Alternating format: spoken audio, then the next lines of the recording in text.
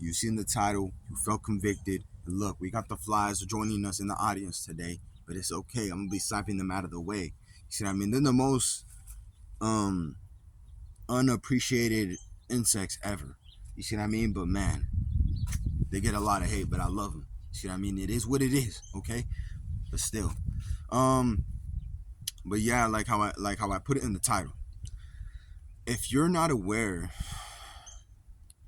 of these things that are out of our control, then a lot of the time you're going to be trying to control that itself. You're going to be trying to control the things that are just blowing you out of proportion and trying to get you out of your zone. You see what I mean? But it's only if you let it. Only if you let it in the way that you control your reaction towards that. But what I like to say is the response of that. The response.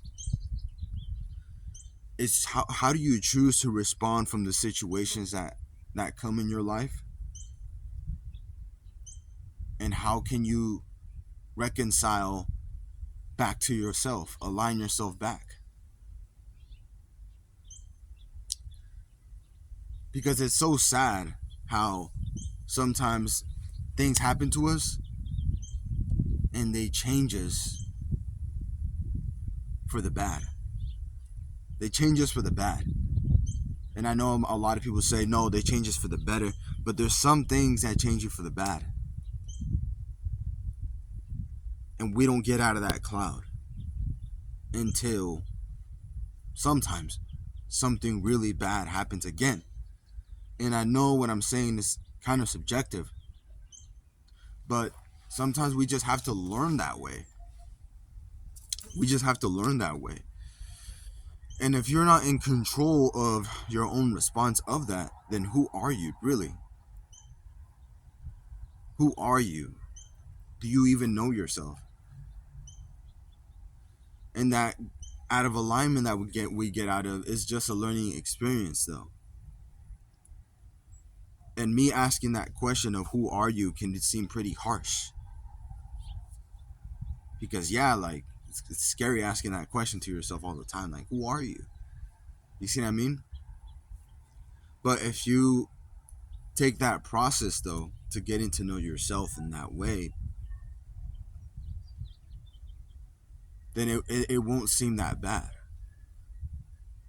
Because I've started to realize that the more that we try to face our shadows, the stuff about ourselves that we don't like, or the things that we know that we should work on, we feel very uncomfortable and we kind of just want to withdraw and kind of back out of the way from it. In order for us to learn though, we have to face that. We have to face the thing itself, the thing that is like a monster to us, that dragon to us, those giants. You see what I mean? But that's why you have to be aware of what actually you can control in your life. The way you respond to the situation itself. Learning how to respond. Learning how to take a pause. Instead of you looking at the problems that are in your life, okay? Looking at the bad. Try to look at the possibilities.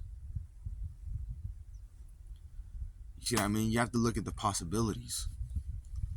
And look, I'm not saying to be like have that toxic positivity. No, face it for what it is, but see the possibilities.